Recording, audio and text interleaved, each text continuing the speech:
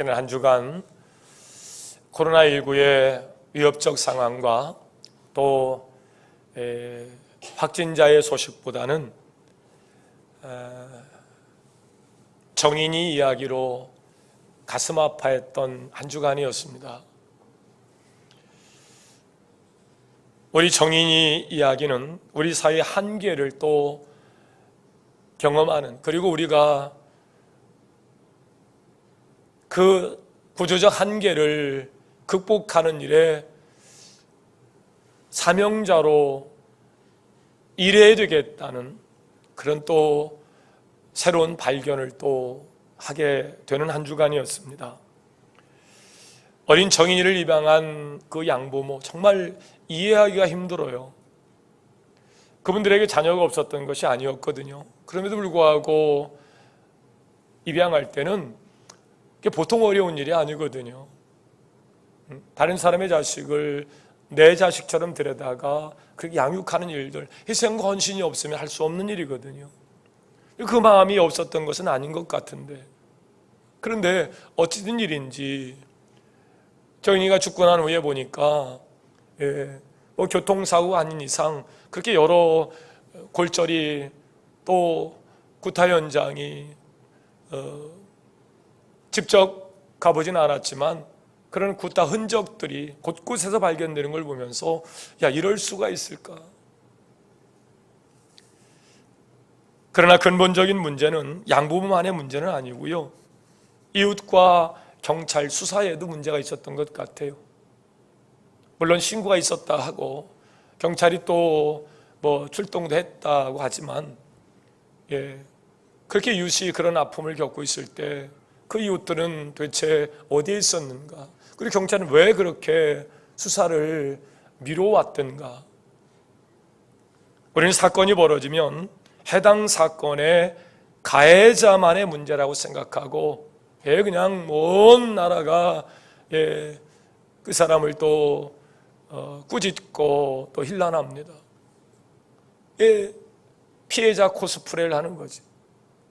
그러나 그러면서 그 사회적 책임이 우리들에게 있음에 대한 이야기는 잘 안 하려고 그래요. 그게 그 사람들만의 문제가 아니고 함께 이 사를 이루어가는 우리의, 특별히 우리 크리스찬들의 사회적 책임이 있거든요. 정인이가 왜 이런 상황이 되었는지, 미리 그런 환경에 있는 어린아이를 우리는 도울 수는 없었는지, 꼭 사건이 벌어지면 그제서 사후 약방문식으로 피해자 코스프레를 하면서 난리를 치는 일들, 이건 우리가 계속 우리가 반복되는 일이거든요. 하나님을 믿는 우리들은 하나님의 마음을 가지고 슬프고 정말 힘들게 살아가는 사람들에게 또 그들을 위로할 수 있는, 그들을 구제할 수 있는 교회적 사명을 찾아야 될 줄로 믿습니다. 시편 68편 5절에 보면 이렇게 말씀합니다. 그 거룩한 처소에 계신 하나님은 고아의 아버지시며 과부의 재판장이시라.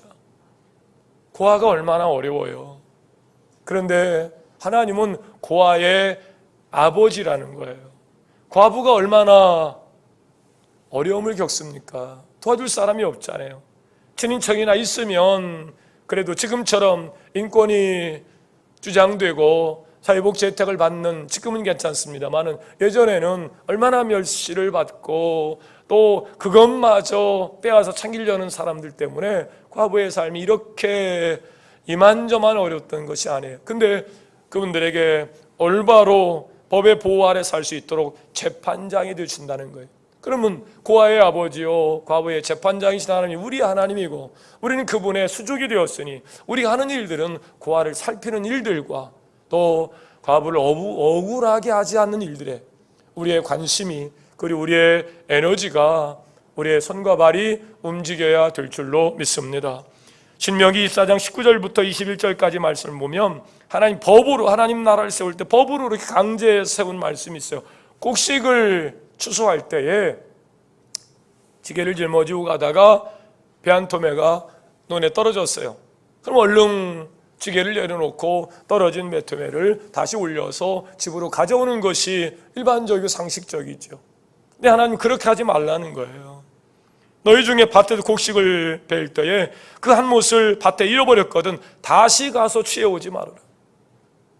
땅을 갖지 못해서 먹을 것이 없는 사람들은 그 추수하는 사람들의 추수날만 기다리는 거예요. 떨어진 곡식을 나다를 어떻게든 가져다가 애들하고 먹고 살아야 되니까. 근데 인정머리 없이 그거 내가 놓고 왔네, 깜빡했네, 가서 가져오지 말라는 거예요. 감람나무를 떤 후에도 그 가지에 혹시 열매가 남아있는 거 없나? 그렇게 하지 말라는 거예요. 예전에는 이것이 우리의 풍습에도 있었어요. 그거 다 따는 거 아니요, 까치밥이라고 내버려둬야 복이 돼. 그래서 감나무에 감이 매도매도있어도 따먹고 싶어도 어디 따먹지 말라고 그랬어요. 복이 안 된다고. 성경은 분명히 얘기하고 있어요. 감람나무를 떤 후에 그 가지를 다시 살피지 말라. 왜? 어렵게 사는 사람들은 그거 남겨진 거 떨어서 먹는 거거든요. 정말 어려웠던 시절의 이야기예요. 바람 불 때 큰 감나무집, 그 감 떨어지면 그거 주워다 먹는 사람들도 많이 있었어요. 그러니까 그거 챙기지 말아라. 아주 법으로, 하나님 나라를 세울 때 법으로 강제하면서 고통받는 이웃의 아픔을 함께 나누도록 그렇게 말씀하고 있어요. 객과 고아와 과부를 위해서 버려두라는 거죠. 그렇게 하면 하나님께서 내 손으로 하는 범사에 복을 내리시리라. 우리가 하는 일들이 누구나 다 복받기를 원하잖아요. 근데 누가 복받느냐? 복받을 짓을 하는 사람에게 하늘문을 여시고 하나님께서 복을 주시는데, 고아와 객과 과부를 그렇게 찬바람 나게 그렇게 하는 거 아니라는 것이 복받는 사람들에게 주신 하나님의 말씀이에요. 하나님 아버지 앞에서 정결하고 더러움이 없는 경건은 무엇일까? 우리는 늘 경건의 삶을 꿈꿔요. 또 정결한 삶을 우리가 꿈꾼다고요. 그럼 무엇이 정결하고 더러움이 없는 경건일까? 야고보서 1장 27절 말씀 보니까 고아와 과부를 그 환난 중에 돌아보고 또 자기를 지켜 새 속에 물들지 아니하는 것이, 그것이 정결이고 경건이래요. 고통받는 어려운 고아와 과부를 환난 중에 보호하는 일들, 그건 우리가 이미 익히 배워 알아요. 근데 거기서 그치지 아니하고 자기를 지켜 새 속에 물들지 않게 되는 것, 이것 또한 정결과 경건이라고 얘기하고 있어요. 환난 중에 있는 자들을 돕는 것, 경건한 자들이 마땅히 해야 할 일입니다. 하나님의 뜻이니까요. 왜냐하면 경건한 자들은 하나님 편에서, 즉 하나님의 방법, 하나님의 눈으로 사람을 보는 것이기 때문입니다. 또한 중요한 것 한 가지는 자기를 지켜서 새 속에 물들지 않는 것. 영성이라는 것은 하나님이 나와 함께 계셔서 일어난 일들이거든요. 하나님 나와 함께 하셔서 하나님의 눈으로 보는 거죠. 성령이 말하게 하심을 따라 말하는 거죠. 그러니까 자연스럽게 고아와 과부의 또 아비가 되고 재판장이 되니까요. 그런 마음으로 보고 그런 마음으로 말하고 섬기다 보니까 그것이 바른 경건이고 정결이라는 거예요. 거기서 그치지 아니하고 우리가 얼마나 사나운 세상에서 삽니까? 공산주의 사회주의 때는 이념 때문에 그렇게 서로 싸워서 죽이는 일이 있었지만 지금 사회에 한 국민을 적폐가 뭡니까? 적폐가. 그러다 보니까 아주 사나워졌어요. 적폐로 여기는 건 괜찮은데 적폐로 여김을 받는 그들은 너를 또 적폐로 볼 것 아니냐. 그럼 결국에는 갈라치게 해서 서로 싸우자는 것인데 전 국민의 50%를 그렇게 갈라치게 해놓으면 온통 이쪽 저쪽에서 서로 못 잡아보고 난리.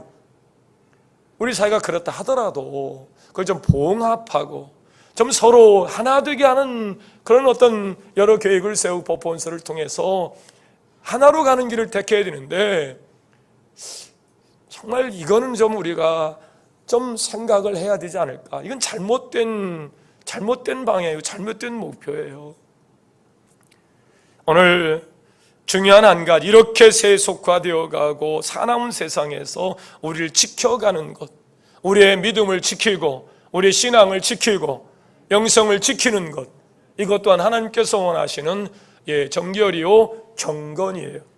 그런 점에서 오늘 본문에 나오는 안나라는 한 여성은 우리에게 큰 도전을 줍니다. 과부로 84년을 살아요. 예전에 우리도 그랬습니다만은 입 하나 줄이려고 그럴 수도 있어요. 그냥 빨리 그냥 시집을 보냈어요. 13살, 14살 때 시집간 사람들이 굉장히 많았어요. 좋은 일이죠. 일찍 그냥 시집을 보내는 거예요. 일찍 시집을 와서 남편을 만나 사는데 7년 살다가 남편이 죽은 거예요. 그리고 84년 동안 과부로 살아요. 지금 안나의 나이가 100세가 넘었다는 거죠. 비록 3절밖에 안 되는 짧은 절이지만 이 본문을 통해서 안나의 삶을 조명해 보면서 영적 성장을 통해서 종교개혁자의 마음을 가져야 할 우리로서는 도대체 안나는 어떻게 이 84년 동안 그 영성을 지켜왔을까? 그리고 그 새 속에 물들지 아니하고 어떻게 섬기면서 그렇게 하나님의 뜻을 헤아리다가 하나님의 뜻대로 이 땅에 오신 그리스도를 알아볼 수 있었을까? 또 그리스도를 알아본 이후에 그 늙은 나이에 나이인 듯한 100세가 넘은 그 나이에 예수 그리스도를 온 세상에 미칠 크고 좋은 기쁨의 소식을 그렇게 전하는 일을 즐겨 했을까? 먼저 안나는 자기에게 주어진 불우한 환경을 원망하거나 탓한 삶을 살지 않아요. 그 환경으로 본인이 넘어가지 않아요. 우리는 세상을 원망과 불평으로 사는 사람들이 원망과 불평하다가 그 세상 속 세파 속으로 그렇게 넘어져 가는 것을 많이 봅니다. 근데 안나는 그러지 않아요. 청결함으로 정결함으로 그 경계를 유지해 가면서 하나님의 뜻을 깨달아 알기까지 성전에서 영적 생활하면서 섬기는 일을 84년간 합니다. 36절에 보니까 안나가 아셀 지파 바누엘의 딸이라 그래요. 아셀 지파. 여러분 알다시피 여로보암과 르호보암에 의하여 북이스라엘과 남유다로 나눠지지요. 여긴 유다 지파와 베냐민 지파로 나눠지고 10개 지파가 떠나갑니다.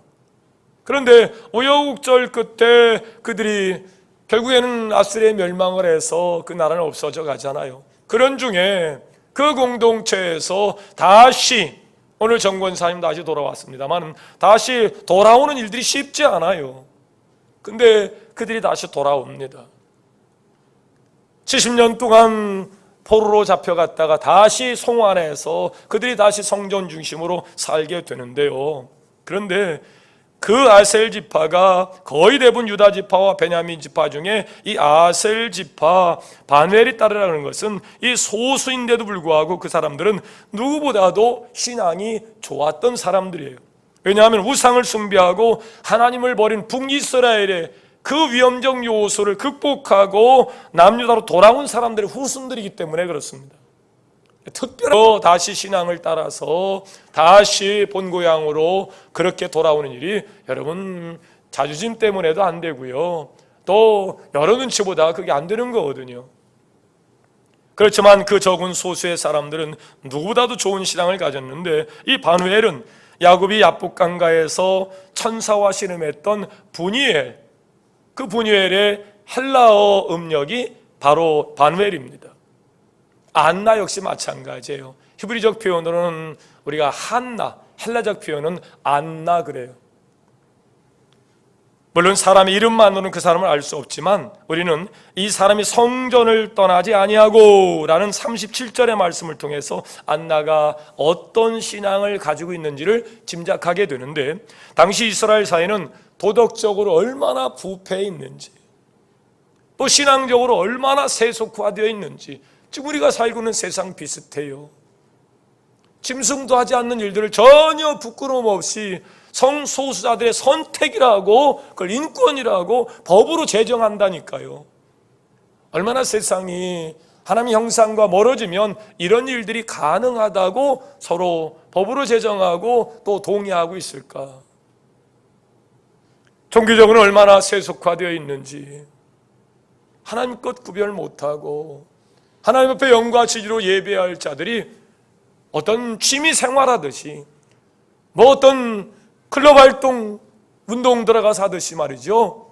내가 뭐 오늘 컨디션이 안 좋으면 뭐 운동 안 나가는 것이고, 컨디션 좋으면 내가 나가는 거고. 그러니까 예배자의 예배의 자리가 그렇게 내 주관적 판단에 의해서 결정되는 것은 하나님 앞에 드려질 만한 예배가 될 수가 없어요. 성경의 역사가 그렇게 이야기합니다.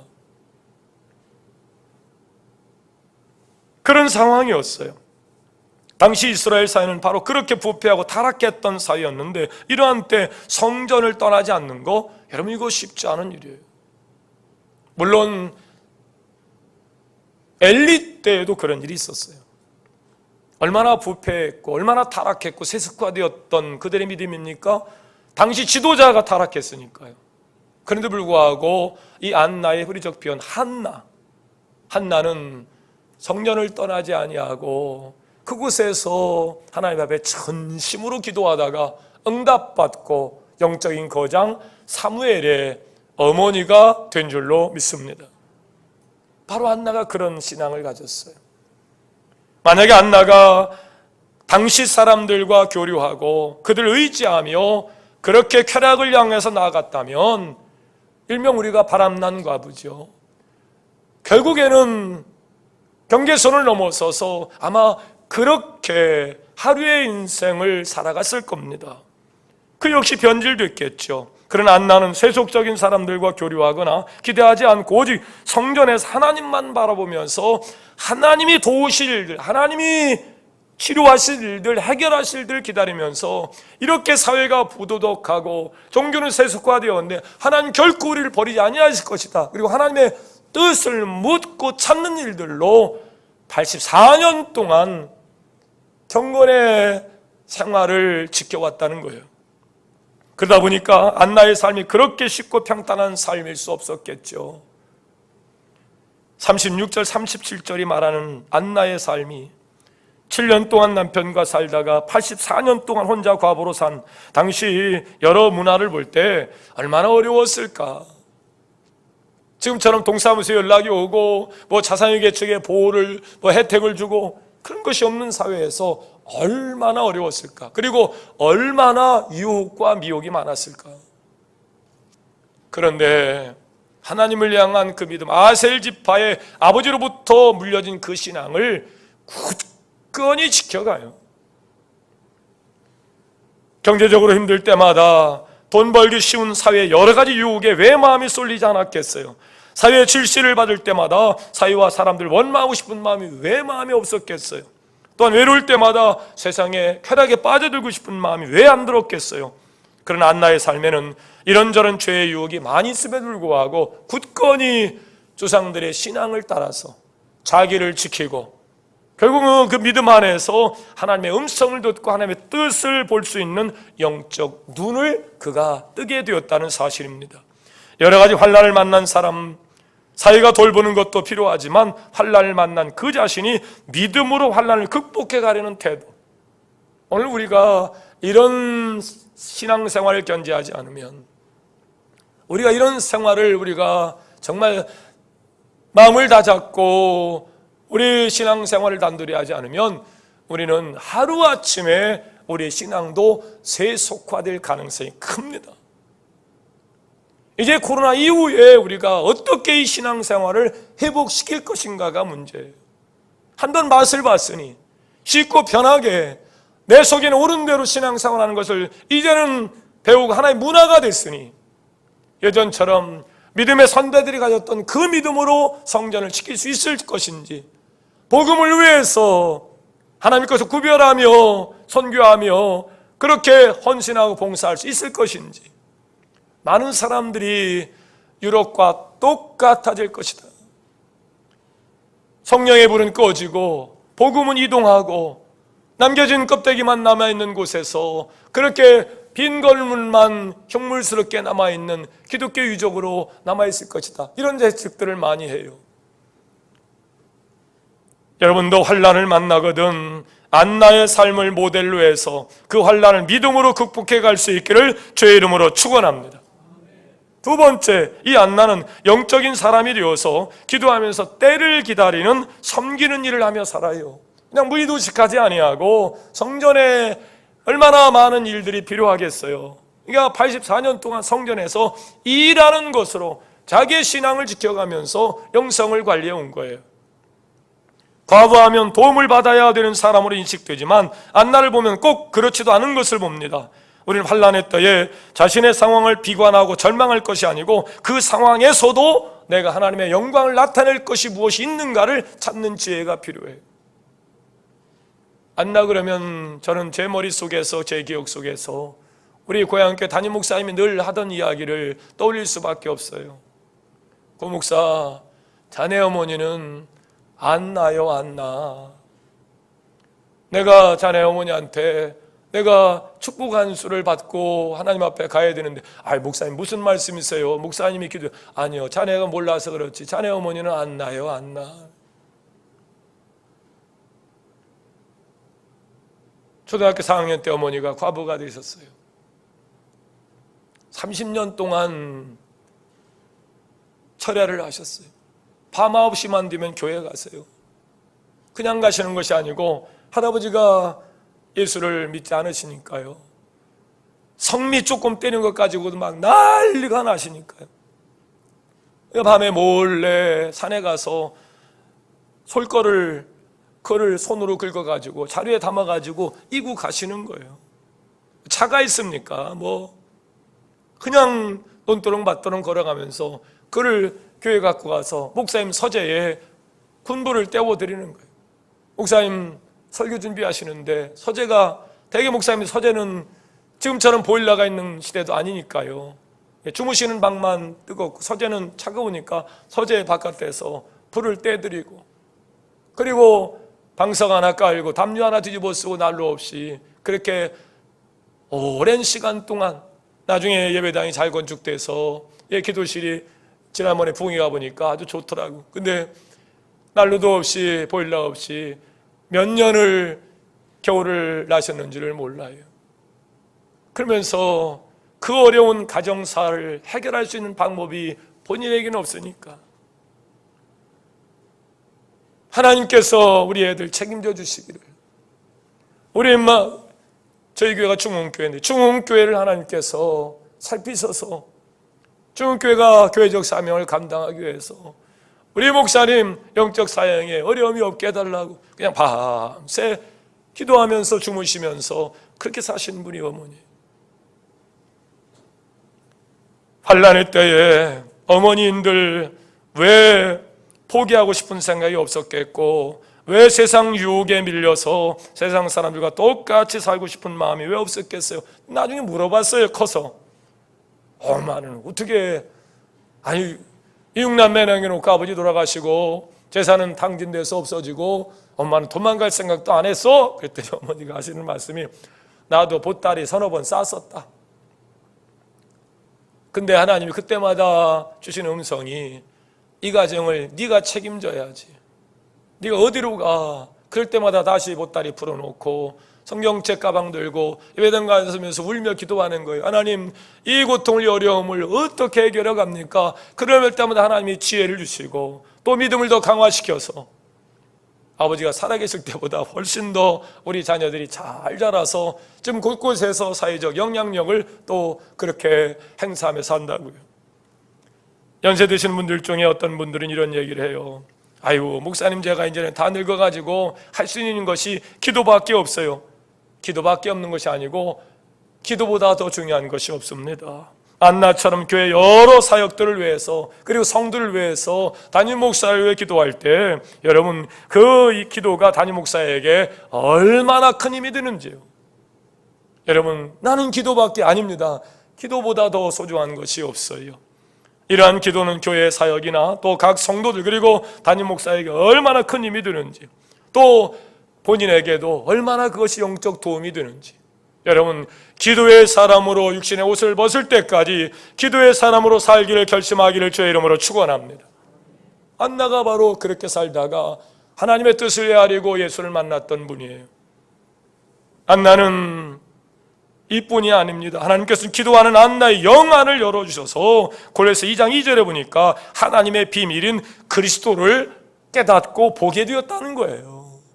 기도하는 가운데 영안이 열려지시기를 주의 이름으로 축원합니다. 세속화되어 가는 곳에 세상 사람들과 그렇게 어깨를 나란히 하다가 영안이 열려지는 법은 없어요. 오직 전심으로 성전에서 하나님의 도우심을 구하며 섬기면서 기도했던 안나의 영안이 열렸던 것처럼 이 어려운 세상에, 적박하고 험악하고 사나운 세상에 교회는 점점 세속화되어 가고, 그럴 때 무엇으로 우리가 영적 경건을 유지하며 또 영안을 열 수 있을까? 이럴 때 안나는 우리에게 큰 모델이 되는데, 세 번째로 안나는 예수를 만난 후에 구원을 바라는 사람들에게 이제 소망의 소식을 전하는 사람이 돼요. 38절입니다. 같이 할까요? 마침 이때에 나와서 하나님께 감사하고 예루살렘의 속량을 바라는 모든 사람에게 누구에 대하여? 그에 대하여 말하니라. 안나는 아기 예수님을 만났고 그 아기 예수님에 대해서 사람들에게 말하기 시작합니다. 특히 38절 보면 구원을 기다린다고 했는데, 지금 이스라엘은 로마의 식민지예요. 구원을 기다리는 사람이에요. 언제 하나님이 이스라엘을 통해 약속하신 그 메시아가 이 땅에 올까? 구원의 소식을 기다리는 그들에게 하나님이 구원의 역사를 시작했노라, 구원의 역사를 시작했노라, 이 기쁜 소식을 전하는 일이 된 거예요. 이스라엘은 여러분이 잘 알다시피 주전 586년에 바벨론에서 나라가 멸망합니다. 그 후에 다시 페르시아 헬라의 부톨레미 왕조의 지배를 받다가 BC 63년경에는 폼페이에서 로마의 식민지가 되고 말아요. 이런 과정을 거치면서 물론 마카베 같은 독립운동가에서 잠시 그들이 회복하는 듯 했지만 결국 그들은 나라를 빼앗기고 그 후손으로 2000년 동안 저주의 삶을 살지 않아요? 그런 사람들에게 안나는 소망의 메시지를 전하는 메신저, 나팔수가 된 거예요. 어떻게 가능할 수 있을까? 그 열악한 환경 속에서도 굽히지 아니하고 하나님께서 내게 주신 그 믿음을, 조상으로부터 내게 물려진 그 신앙을, 믿음을 지켜가며 84년 동안 성전에서 섬겨가며 기도하며 하나님의 뜻을 구할 때 하나님 그에게 영안을 여셔서, 하나님의 뜻은 이 세상을 사랑하셔서 독생자를 통해 구원하시는 일이기에 그 뜻이 깨달아졌고, 오신 예수를 동방 막사와 함께 시몬과 함께 유일하게 아기 예수를 먼저 본 사람이 안나여 선자임을 믿으시길 바랍니다. 하나님은 사모하는 자에게, 찾는 자에게 하나님은 만나주시고 역사하세요. 구원받았다고 그렇게 예수 믿는다고 성경 구절 외우고 찬송가 몇 장 아는 것이 중요한 것이 아니고, 더 중요한 것은 그 구원으로 인하여 내 안에 꿈과 소망이 생기는 것이고, 더 나아가서 이 기쁜 소식을 온 세상에 전하는 것이 안나의 최종 육신의 옷을 벗기 전에 그에게 주어졌던 사명이었고, 그 사명을 기쁨 가운데 감사한 가운데 행하게 된 줄로 믿습니다. 예수님을 만나서 은혜를 받으면 누구나 다 꿈이 생겨요. 아이고 나 같은 사람이 근데 꿈이 생겨. 하나님의 뜻이 나의 꿈이 되고 비전이 되고, 그래서 내게 오신 성령의 역사 가운데 내 안에서 꿈이 막 둥글거린다고.